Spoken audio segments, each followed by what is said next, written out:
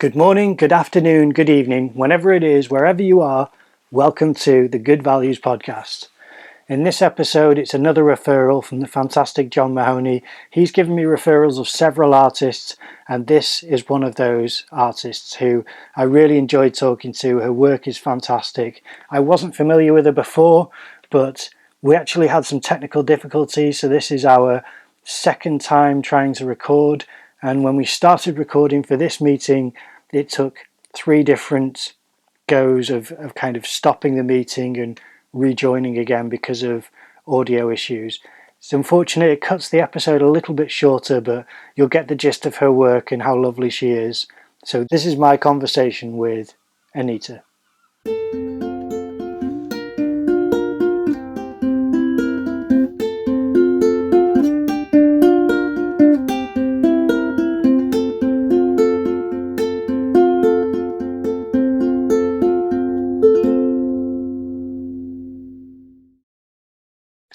So could you introduce yourself for the audience, please? Yeah. Hi, everyone. My name is Anita. I paint, I draw with my bare hands. Yeah, it's true. Excellent. Well, speaking of which, does that mean that you don't do any digital work? Is it all physical work that you do? No, I also do digital, but it's digital paintings, but I also do it by hand, drawing on tablet. It's like Yeah. it's just another medium. That's Yeah. true. Very good. Well, you can see your beautiful paintings in the background there as well. So can you tell us, is this recent paintings that you've made? The one above you there behind you, is that a recent post that I saw you put on Instagram? That There? one? Yeah. Yeah. That's the most recent one. Yeah. Excellent. And they have sort of a theme to them as well. Can you talk to us about the theme of your paintings? So all those are hopes and dreams. So I'm painting like people sleeping, trying to sleep. Yeah.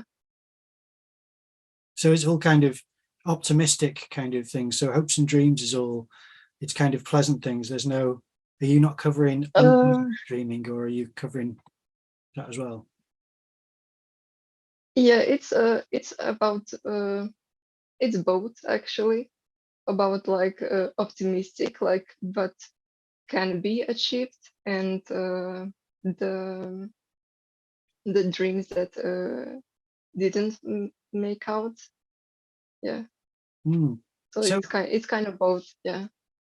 I mean, for people who may just have started painting, how do you come up with this kind of theme? How did you come up with the idea? What happened there?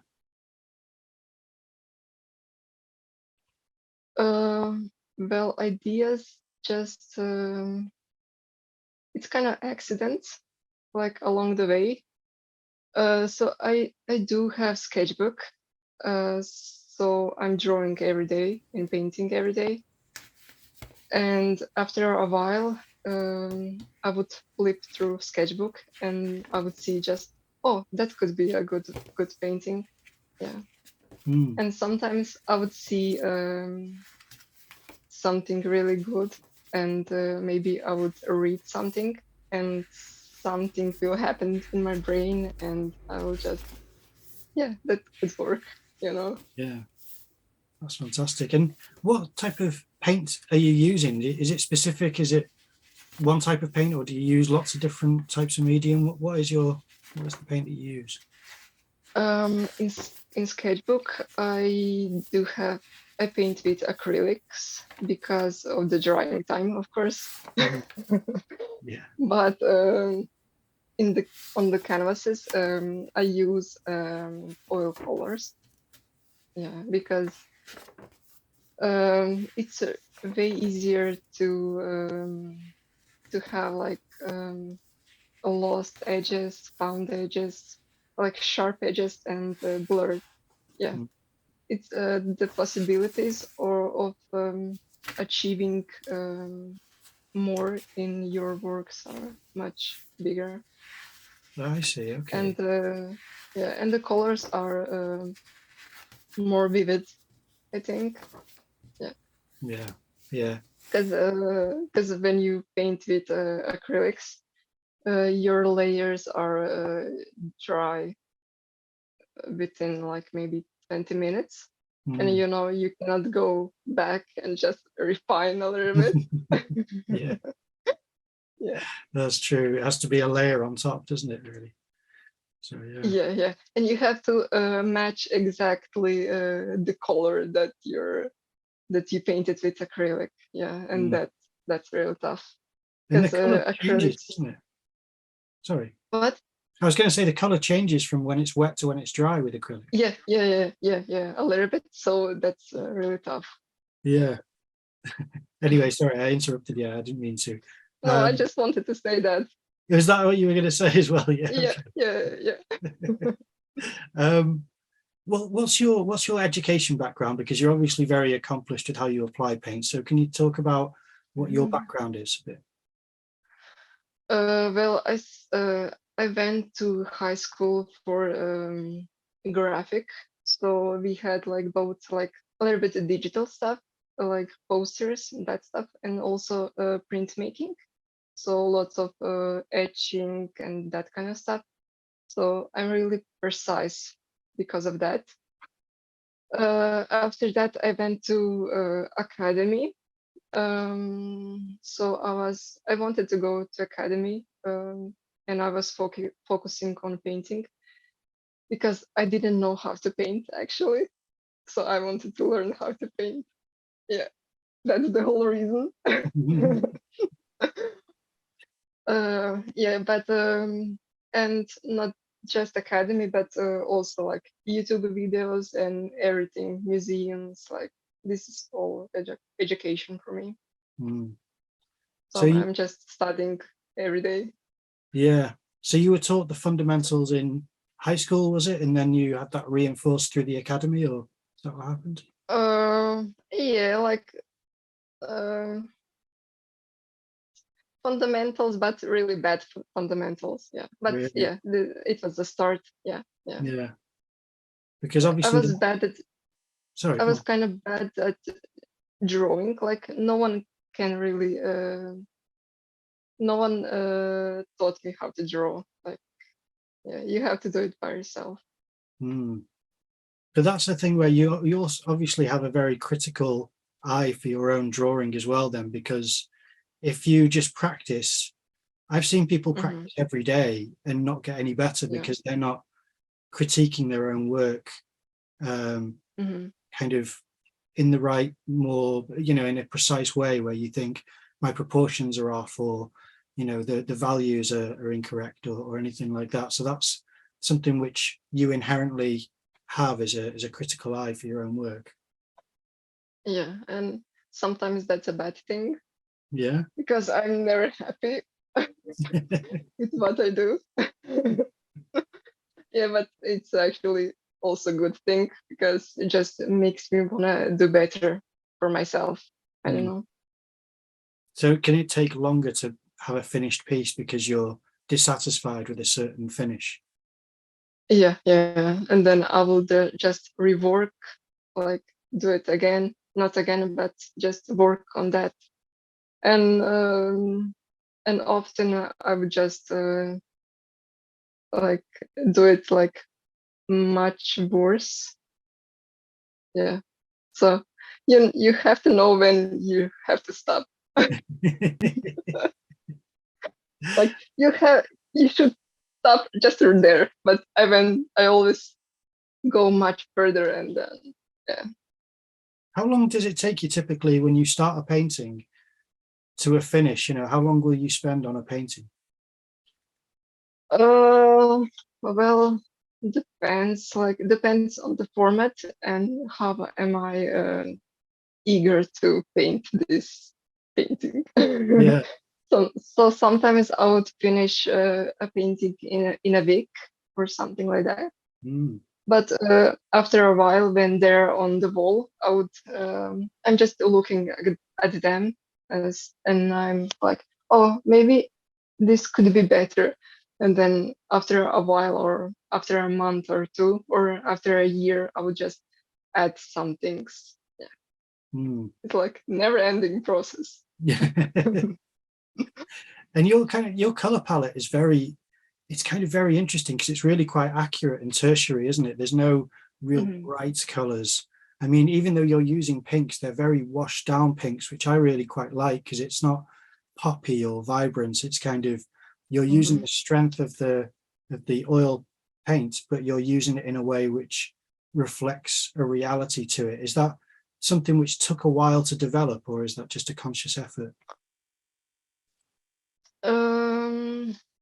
Well, it took me a while to develop, but it's also a never-ending process. And I don't like real crazy colors.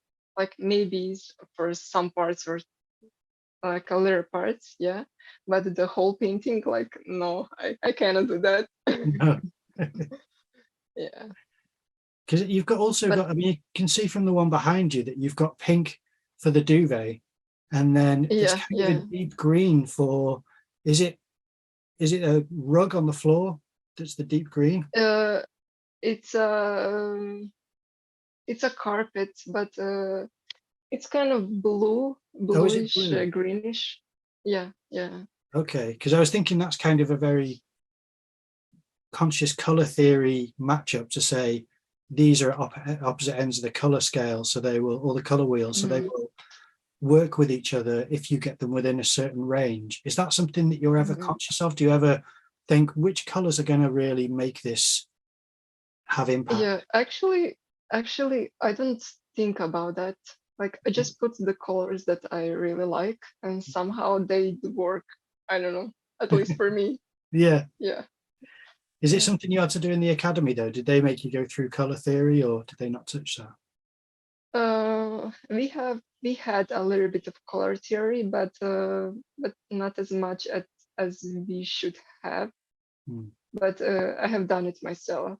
I was learning like color theory and everything. Hmm. So Yeah. what's a tip that you would give to someone who is trying to become a painter, similar to how you work? What would be a good Mhm. tip to kind of give to someone for them to develop in a stronger way? Yeah, learn to see your values. By that I mean like when you put your painting in a grayscale, like there is like color become gray color, and then like you can see the values, what works, what doesn't. Yeah, Do you ever do that? Do you I know. take a photograph and do grayscale your painting? Yes, yeah, sometimes I do. Yeah, just Yeah. to check like how things are working. Yeah, Another because trick. Oh, sorry. it's hard to see like when you have like everything in color. Like sometimes color is tricky. Yeah, Yeah. I would say that. Yeah, absolutely. Yeah, it can really Yeah, be. you wanted to say something. I just No, cut it's you. okay. I was just going to say that with the grayscale, that's a good trick to test your tonal values, like you were saying. What's the lights Hmm. and darks? How's the balance? Have you also heard of the trick where you take a picture and then do the mirror image to see if you have things correct? Hmm. Have you tried that? Because Yeah, that's something yeah. which I don't know if everyone's aware of. I like that trick. Hmm. Yeah, yeah, yeah. Because and also like a real mirror, you Mm. can also use that. Yeah, You'll just see if but things are proportionally wrong, won't you? It's really interesting. yeah, yeah, yeah, yeah, Yeah, yeah. yeah, I like that. Excellent. So, Hmm. what's the kind of is there a kind of political or ideological theme throughout your work? Is there anything where you think this is actually trying to speak to a specific community or from a specific demographic? Hmm. Um, Not really. No.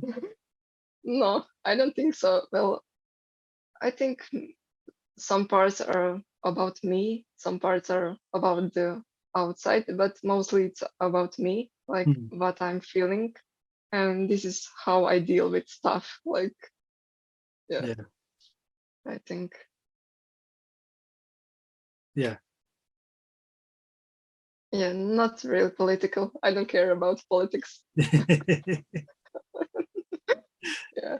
Well, has nobody ever read into your paintings or given you an interpretation that has ever surprised you and made you think, oh, I didn't know that was something someone could. Um, hmm. I'm not sure. I don't think so, but you can do it. Yeah. I would love to hear something like that. Yeah. Well, I would sort of, I don't know. I mean, I suppose on the surface level, I would see it as a comfort and a coddling of kind of making sure you feel safe and protected to a certain thing is Yeah. something which is, I could be completely wrong, but I don't know. I'd wonder whether that is something which could be seen as a young person's kind of perspective on safety and trying to find that space of um, control out, because things can be so chaotic outside of your home, and trying to find a Mhm. space where you actually feel warm and protected. It can kind of speak on that level, but I'm sure people will read into all types of things because there is a thing called semiotics. I don't know if you ever came across that in the academy, semiotics, which is how No. to read a painting. And I'm not great at how to read a painting, but I have learned a little bit on, what to look for, little keys and cues here and there. And it can be things which the artist isn't even aware of. I mean, there are stories which I read where a painter had made this piece, and I think it was when it was exhibited that people were discussing it, and they'd realized that it had unlocked a trauma from their past. And they weren't even conscious of that at all. It was just trying to paint from how they felt, and that can sometimes be where they explore certain things in their past or in their inner deepest emotions, and not even consciously channel that type of thing. Oh, that. What are your kind of tools to do a painting? Do you use your finger to smudge? Do you use palette knives as well, or is it just brushes? What type of tools do you use? For painting, I only use brushes. I use palette knife for mixing paint, and that's about it. Sometimes finger, Hmm. yeah, yeah, but mostly brushes. What about for the underdrawing? Do you kind of use Conte pastels, or what do you pencil? What's your underdrawing made of? I don't do underdrawing. Don't I you? just go straight with paint. Yeah. But actually, I draw with paint, so I just draw with diluted paint, like Mm. a little bit of turpentine, and I just draw. Yeah. Oh, fantastic! That's really nice. That's like having a brush pen. It's really fun. Because Yeah. I mean, I was looking as well, seeing these feathers just behind you, and I was wondering, are those connected to like a fountain pen nib? Is that like a dip pens at all, or are they just for the aesthetic of the feathers behind you? Uh. Aha. Uh. Those not pens, no, But they're just beautiful. they're aesthetic. But Ah,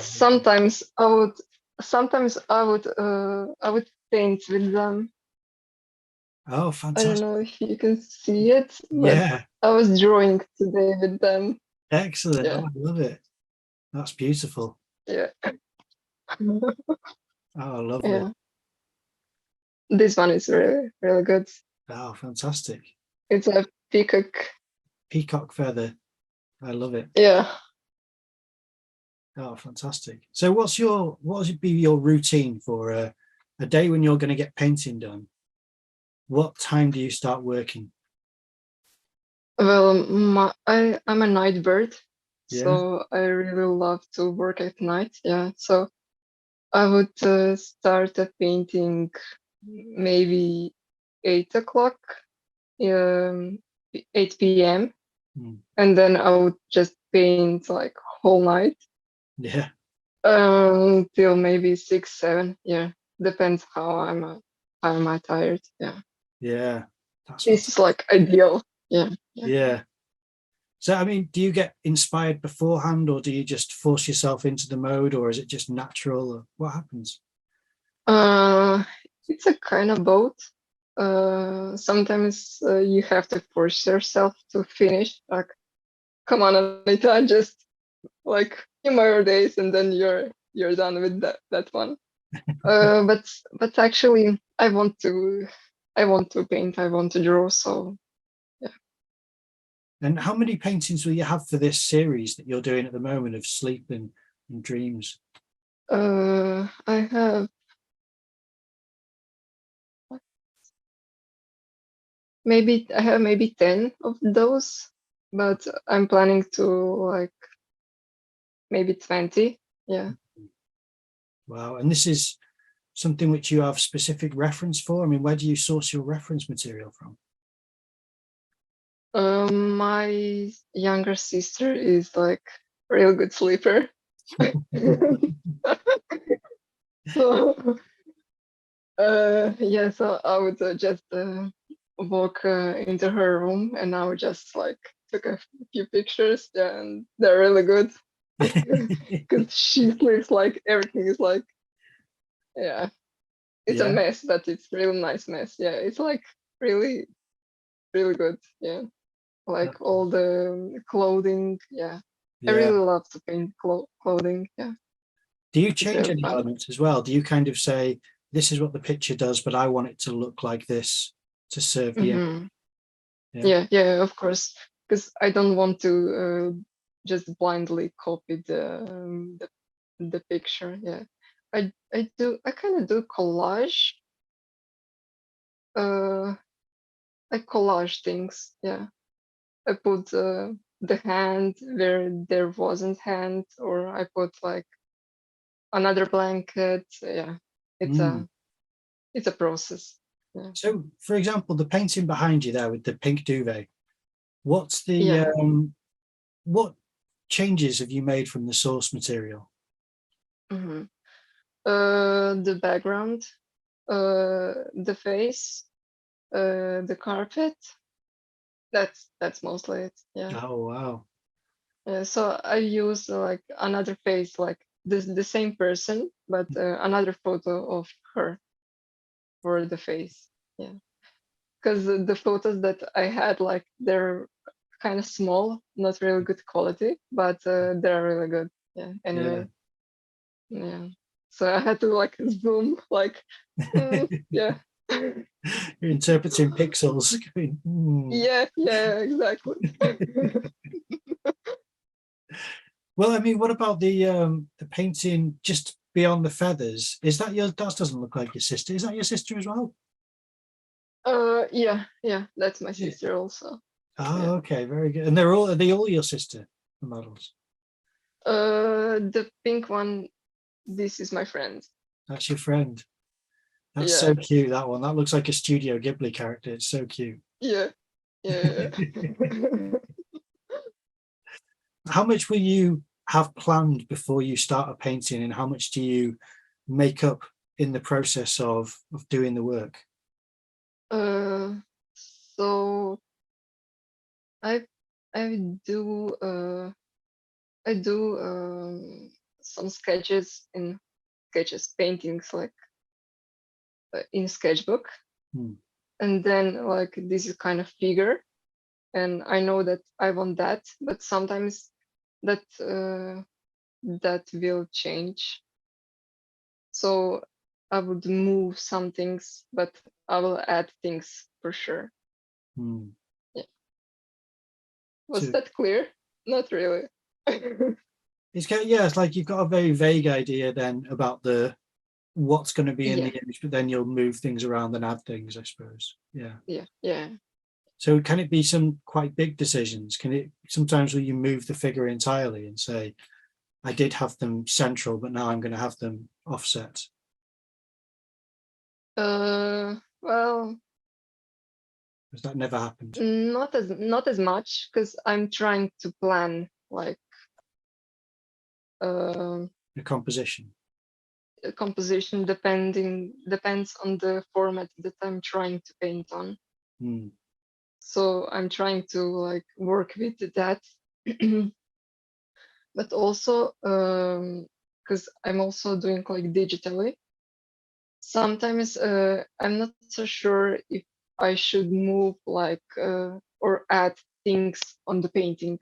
So I would take a photo and then I will do it in Photoshop just to try some things, so that that will work and that one will not work. Mm. So that's a good stuff. Yeah. So you're quite good at color matching then, I assume, as well, because if you've done a lot of kind of, with you mixing with a palette knife, have you really gotten well versed at how to marry up the color of something with whatever mixture of paints you use? Yeah, I'm trying to. Yeah, I guess. Yeah. Or is accuracy not as important as what serves the image, I suppose? Uh, well, accuracy kind of is important, but I also want to um, enhance some stuff. So I would put like stronger colors somewhere, and like, yeah, I want to kind of change things a little bit. Hmm. So what color palette do you use? Is it specific colors every time that you have? Do you Mm. work with your favorite paints? Uh, I have kind of basic colors. I Hmm. have titanium white, burnt umber, cadmium red, cadmium yellow. Uh, I have ultramarine blue, uh, alizarin crimson, and some sienna, I think. Mm. I think that's it. Yeah. Yeah. So with all those colors, you can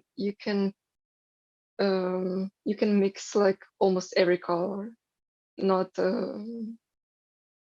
not the bright greens, of course, but almost every color. Mm. And how long have you been using that palette? Mhm. Maybe for 5, 6 years, something Mm. like that. Maybe years. Yeah. Yeah, Yeah. that's fantastic. And before Hopes and Dreams, what was the theme of your last series of paintings that you did?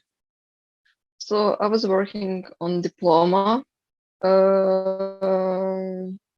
but I mostly repainted all of those. Maybe I have like maybe 2 or 3 works. Yeah, Oh, so it's very because I similar needed thing. the canvas.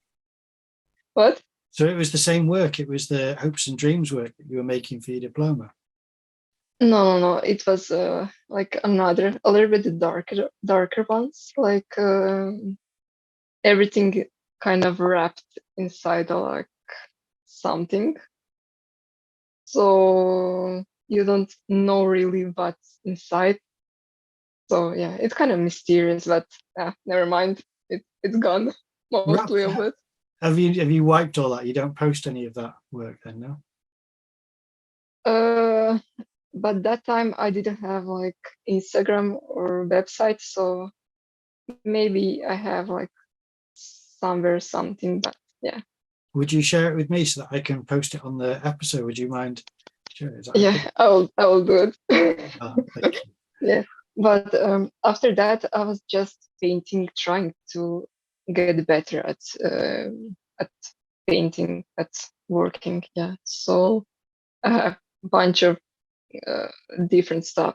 But after a while, maybe I would see. Yeah, I was painting about that or something. Yeah. Hmm. So what about the scale as well? Has it always been, because it looks like you've got a range of scales there. Were you painting bigger or were you painting smaller? What Mhm. scale do you like to use?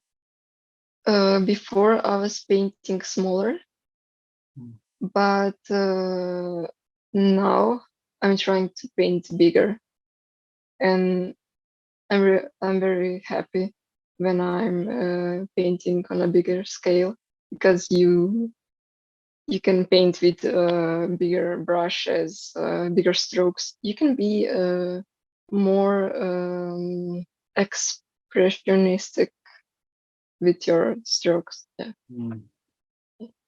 kind of expressionistic, but actually they don't seem like they're expressionists. Yeah. Yeah.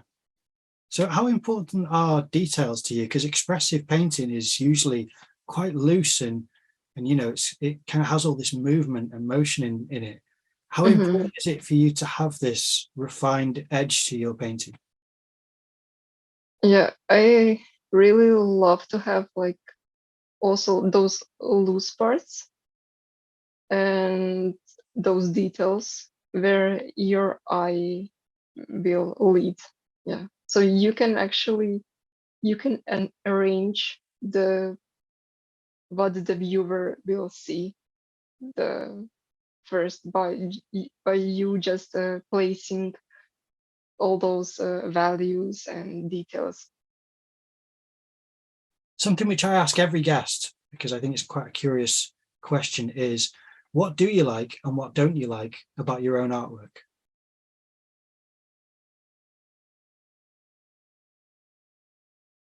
Mm, hmm. I guess I don't like that I'm such a control freak about my works. Maybe I would love to be more like freeing with my stuff. Um, yeah, and but actually that's the thing I also do like because it makes me want to do better. But actually, I said that before. No, I think I did. What the first take that we had of the first attempt at this? Uh, no, Oh, in what earlier? the earlier, yeah, but Yeah, yeah, that's okay. fine. Yeah, actually, but I'm going to put a disclosure on this episode saying this is our second attempt at doing the podcast, just so that people know we've yeah, tried before. yeah, But yeah, like it's the second meeting and like uh, the third attempt to yeah, get the microphone. Yeah, yeah. We'll it's a get there at mess. the end. And Yeah. also, you may remember this from the first time we had a meeting. Was what's the most beautiful thing you've seen today? So today outside it's really raining, so and there was a lot of fog. Yeah, Mhm. that was really fun. That's Yeah, incredible. so everything was really atmospheric. Yeah. Oh, lovely. Do you remember what your first thing was that you said when we first tried doing this podcast? I said cherry blossom tree. Did yeah. Because I live in a village now, and the cherries are just in full bloom. Mm, So, cherry blossom the trees. cherry blossom trees. Yeah, Oh, beautiful. So they're all pink and delicate. Just they're white. oh, they That one. white Yeah, cherry blossom trees. Oh, beautiful. Yeah, yeah, excellent. yeah. I thought it'd be pink. Around But here, there's a lot of pink cherry blossom, but you said they were white, which is oh, beautiful. yeah, the white. And the memory is really, really good. So Yeah. I really do remember everything, almost everything. Yeah. So you've just been recycling answers. Okay, yeah. uh, yeah, kind of, kind of, but it's true. So I have to like just Be say it again, consistent. I guess. Yeah. Show consistency. Yeah. So where would you like people to go and check out your work? Where can people support you? So you will put the links of Instagram and websites. You can Yeah, check out there. excellent. Well, thank you very much for being a guest. It's lovely talking to you, and I'm definitely going to have you on the channel again, hopefully with a better microphone. And also, I'm looking forward to when you're having an exhibition in the future. I'm looking forward to seeing your work being exhibited. Yeah, in person, Yeah. hopefully. Oh, that would be Yeah, amazing. Yeah, because everything is always better in person. that's true. Yeah, that is Yeah, true. Excellent. Well, thank you for being a guest. It's lovely talking to you. yeah. Thank you so much for calling me. Okay, that is the episode done. Now, I really enjoyed that conversation. I thought it was really nice.